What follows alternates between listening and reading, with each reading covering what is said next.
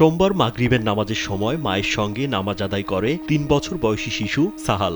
নামাজ শেষে বাসায় বিদ্যুৎ চলে গেলে এরপর থেকেই শিশুটিকে আর খুঁজে পাওয়া যাচ্ছিল না। পরে থানায় জিডি করে শিশুর মা। পরে ওই দিন রাত ১:৩০টার দিকে পুলিশ প্রতিবেশী হাসানের ঘরে তল্লাশি করে কাপড় রাখার ওয়ার্ড্রবের ভেতর থেকে শিশুটির মরদেহ উদ্ধার করে। এ সময় শিশুটির মুখে স্কচ টেপ পেঁচানো ছিল। মঙ্গলবার ভোরে কিশোরগঞ্জের ভৈরব শহরের পঞ্চবটি এলাকার নতুন রাস্তা সংলগ্ন বলাকা স্কুলের পেছনের দিল মোহাম্মদের বাসায় এ ঘটনা ঘটে।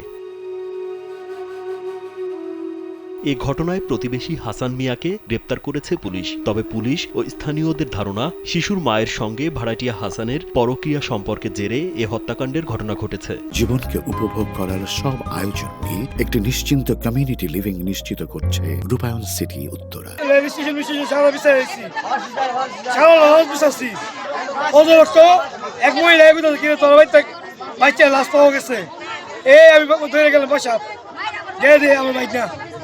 আমরা চাই যে তার কঠোর শাস্তি হোক, আমরা তার ফাঁসি চাই। বাড়ির মালিক দিল মোহাম্মদের স্ত্রী রাশেদা বেগম জানান, রাত ১১টার দিকে বাসার ভাড়াটিয়া হাসান মিয়া ফোন করে জানান সন্ধ্যার পর থেকে মোমনা বেগমের ছেলেকে খুঁজে পাচ্ছেন না। পরে জানতে পারেন হাসানের বাসাতেই শিশুটির মরদেহ পাওয়া গেছে। বাচ্চা হারাই গেছে কথা বলছে, তো আমি আবার জিজ্ঞেস করছি যাতে মোমেনা কইছিল, কলে নামাজ পড়তেছিল, তো এই নামাজ পড়তে গেছিল, বাচ্চা বাইরে হয়ে গেছে, এবার কলে কারেন্ট ছিল না, টুটুক সবার মিছে, তারপরে এই কথা কই রেখে দিচ্ছে। তারপর আবার আমি ফোন দিছি, ফোন দিয়ে জিজ্ঞেস করছি বাচ্চাটা পাওয়া গেছে, না পাওয়া গেছে না, মাইক টেক মারে নাই, তাহলে মাইক টেকও করতেছে, মসজিদে মাইক মারছে আর এমনিও মাইক মারছে, এতটুকুই আমি জানি। ভৈরব থানার ভারপ্রাপ্ত কর্মকর্তা মোহাম্মদ শাহিন মিয়া জানান, শিশুটি নিখোঁজ হওয়ার অভিযোগে ঘটনাস্থলে গিয়ে কিছু আলামতের ভিত্তিতে পার্শ্ববর্তী ভাড়াটিয়ার ঘরে তালা ভেঙে তল্লাশি চালিয়ে তার বাসার ওয়ার্ড্রব থেকে শিশুটির মরদেহ উদ্ধার করা হয়।